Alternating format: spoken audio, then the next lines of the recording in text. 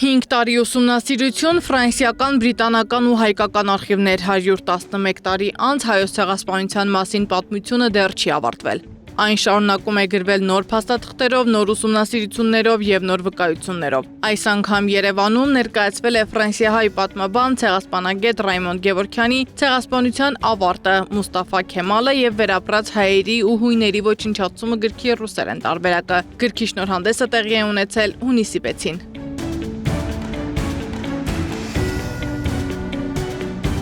Եթե մինչև հիմա հայոց ցեղասպանության մասին քննարկումները հիմնականում կենտրոնանում էին 1915 թվականի իրադարձությունների վրա, ապա Գևորգյանի նոր աշխատությունը պատմության ուշադրությունը տեղափոխում է մեկ այլ ժամանակահատված՝ առաջին համաշխարհային պատերազմից հետո։ Հեղինակը փաստում է, որ 1918 թվականին ցեղասպանությունը դեռ չէր ավարտվել, նրա ուսումնասիրության առանցքում այն հայերն ու հույներն են, որոնք կարողացել էին փրկվել զանգվածային կոտորածներից, սակայն հետագա տարիներին կրկին ենթարկվել են բռնությունների, տեղահանությունների եւ հետապնդումների։ Ամեն շաբթվա դերեկակիրները եւ այլն,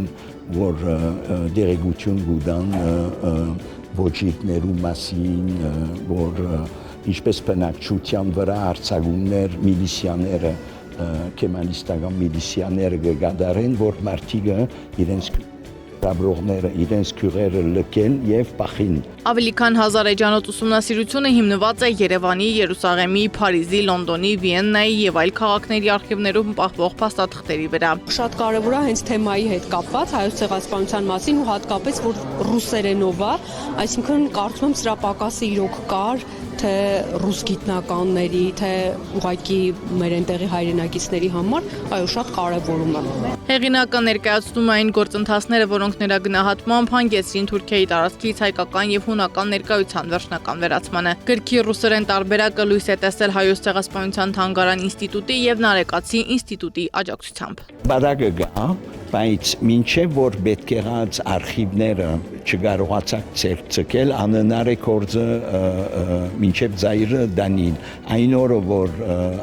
արխիվները բոլսո մանավանդ արխիվները ցերկս անցան, այն ժամանակ հնարավոր էր կորձը ավարտել։ Գրքում մեծ ուշադրություն է դարձվում Կիլիկիային։ Պատերազմից հետո բազմաթիվ հայեր վերադարձել էին Ադանա, Մարաշ, Հաճն, Զեյթուն եւ այլ վայրեր, հավատալով, որ կարող են վերականգնել իրենց կյանքը։ Սակայն 1920-ից 1921 թվականներին քեմալական ուժերի առաջխաղացման հետևանքով նրանք կրկին ստիպված եղան փախչել։ Գևորգյանի կարծիքով սա դարձավ հայկական ներկայության վերջնական վերացումը տարածաշրջանում։ Պատմությունը հաճախ ավարտվում է դասագրքերում, բայց ոչ իրականության մեջ։ Գևորգյանի աշխատությունը հենց այդ մասին է, այն փորձում է ցույց տալ, որ 1915 թվականից հետո եւս կային էջեր, որոնք երկար ժամանակ մնացել են պատմագիտական քննարկումների լուսանցքում։ Եվ այսօր ավելի քան 1 դար անց այդ էջերը հերթական անգամ բացվում են, արդեն ռուսերեն լեզվով հասանելի դառնալով նոր ընթերցողներին։ Սեդա Մակարյան, Տարոն Ղանդիլյան, Աշոտ Բարբարյան, ABC Media։